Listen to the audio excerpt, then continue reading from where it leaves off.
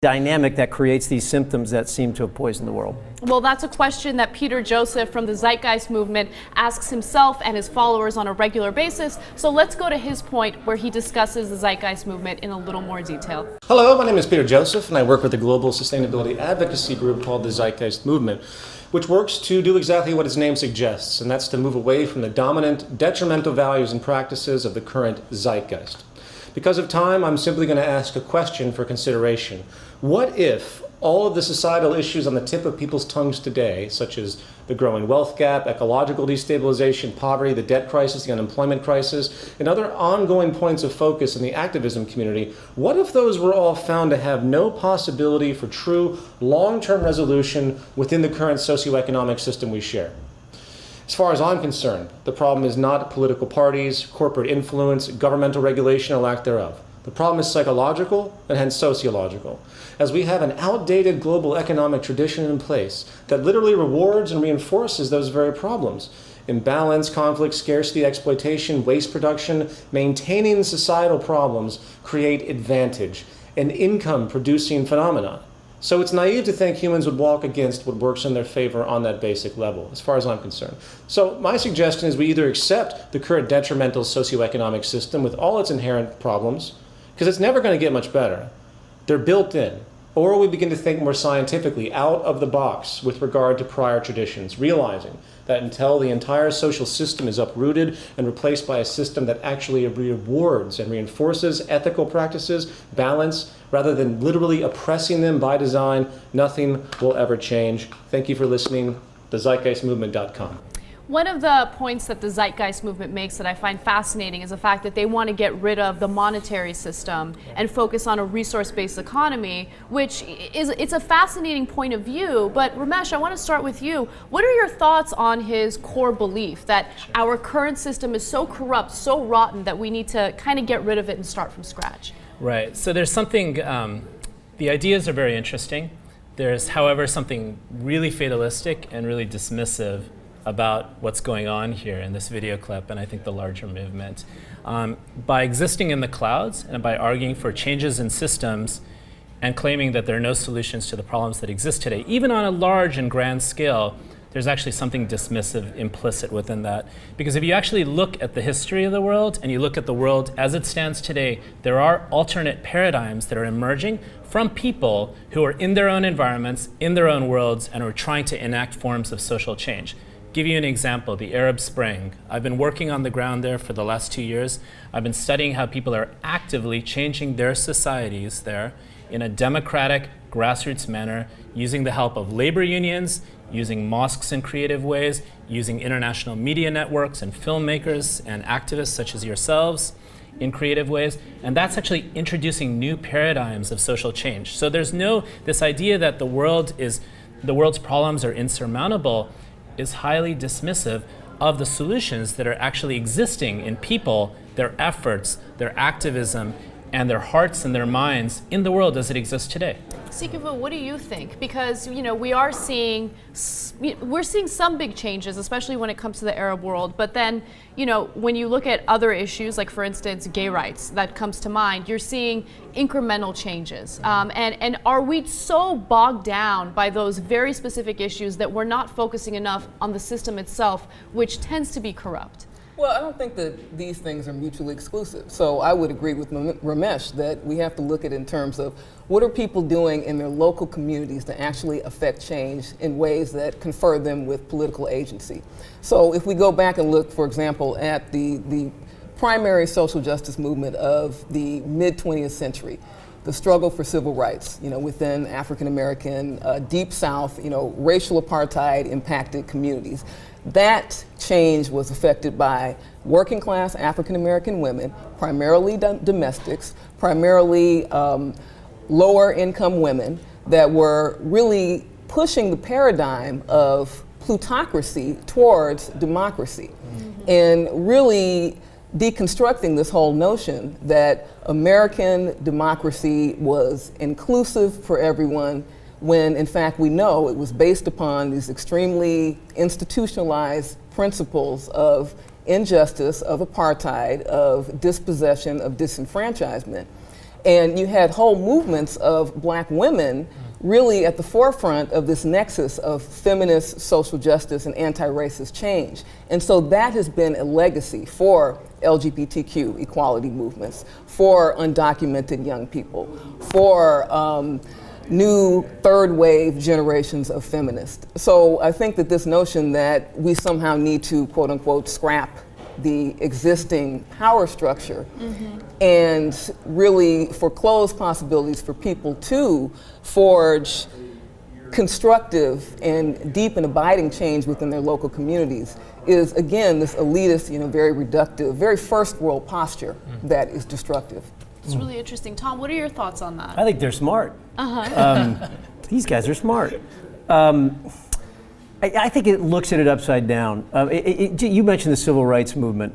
So the system that we have says that all of us are created equal. So that's our system. But what happened was we weren't all equal because people were the problem, people's perspectives, people's morality, if you will. And so even within a system that said all people are created equal, we weren't until we changed. So what I see is this idea that when systems change, which can be helpful, but when systems change, it's all going to change, and I don't agree. Because you can have a perfect system, and if imperfect people populate that perfect system with imperfect morality and limited value sets, then that system is going to run amok. Ramesh? Yeah, I mean, I think this is what both my friends here are saying is actually really wonderful. If you look at every form of systems, every form of social change that emerges out of large-scale systems, from philosophical systems to biological systems, how change is introduced is not by philosophizing some alternate reality. It's actually introduced by looking at elements within the grassroots, elements within a species, like when birds fly in different ways, new patterns emerge. So things percolate from the bottom up. New paradigms emerge from within paradigms. But while people within those paradigms or organizations within those paradigms contest those paradigms themselves, the Zapatista movement, which I've been involved with for the last couple of weeks, is a great example of that. These people wanted control over their own land. Their land was being commodified by the Mexican government in partnership with NAFTA in the United States. And they said, we're not going to stand for this any longer. They developed an autonomous relationship to the government and then used that autonomy to actually broadcast that to the world. So there's large amounts of sympathy that are associated with an old school local movement. So these paradigms are introduced from the grassroots, biologically, philosophically, economically. These international movements are definitely inspiring, but I can't help but look at our own system and look at our own efforts at real social change and how we've failed so far. I mean, and I'm talking about in modern times with the Occupy movement, with our current financial system and the fact that, the big corporations and the banks still get away with doing the things that put us in this economic mess in the first place. So, the Zeitgeist movement would argue that because of the power structure that we have, it's very difficult to really push for any real social change. How far do you think things would have to go? How bad would things have to get in the United States where you would see that grassroots movement that would actually lead to significant change? How about 20 kids getting shot? Yeah. How about guns in our schools as all too regular a story? Well, I mean, how about criminalization of people of color here in South Los Angeles, in the United States? That being an absolute travesty. If we're talking about this is one of the most great, most powerful, most civilized democracies on the planet.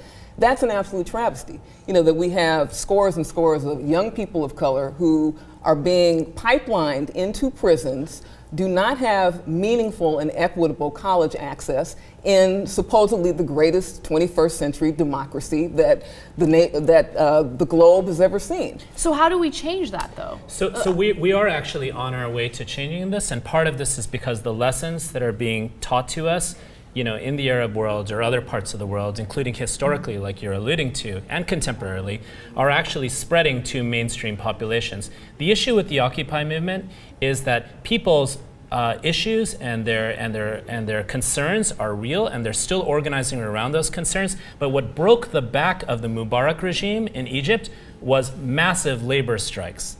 massive shutdowns of using institutions to cripple regimes and to change power in that way.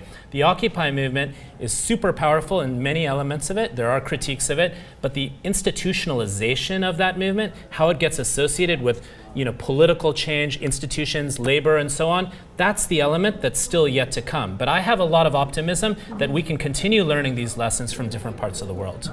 Look, I have this really simplistic, some will call it naive belief that none of these systems are there by accident.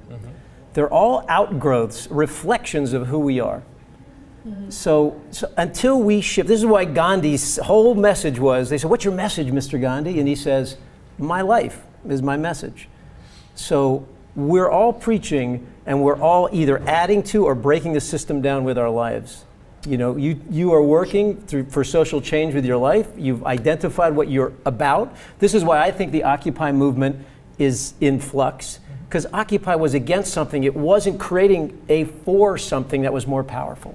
So I want to speak to this issue of the Occupy movement, because one thing that I thought was really elided within the larger discourse was this massive issue of institutionalized racial apartheid in this country, and the fact that African Americans and Latinos are increasing as far as the population is concerned, and that we do not see any meaningful address, from a Democratic administration, a centrist, to some would say conservative reactionary administration. There's no meaningful address of the fact that blacks and browns have less net worth, significantly less net worth than do white Americans across the socioeconomic spectrum. The fact that we're looking at post-Brown v. Board, and you have a condition where African American and Latino upwardly mobile households are living in very stratified, very segregated communities where they're deeply impacted by these corporate practices of predatory lending, of subprime lending, of being foreclosed on in disproportionate numbers. So that's not something that was really meaningfully addressed by Occupy, where you have this discourse within the mainstream, GOP sphere that constantly demonizes and criminalizes people of color as not being within the realm of the American dream, not subscribing to, the bootstraps, free enterprise, individualist ethos.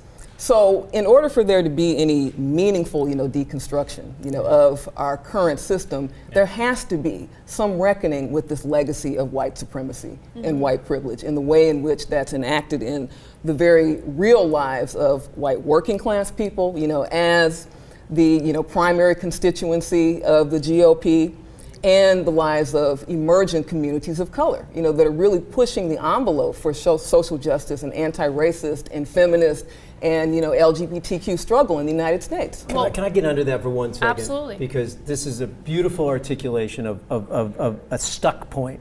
And all our mystics and philosophers and saints and sages have gotten under this point by saying we simply haven't recognized that we're all brothers and sisters.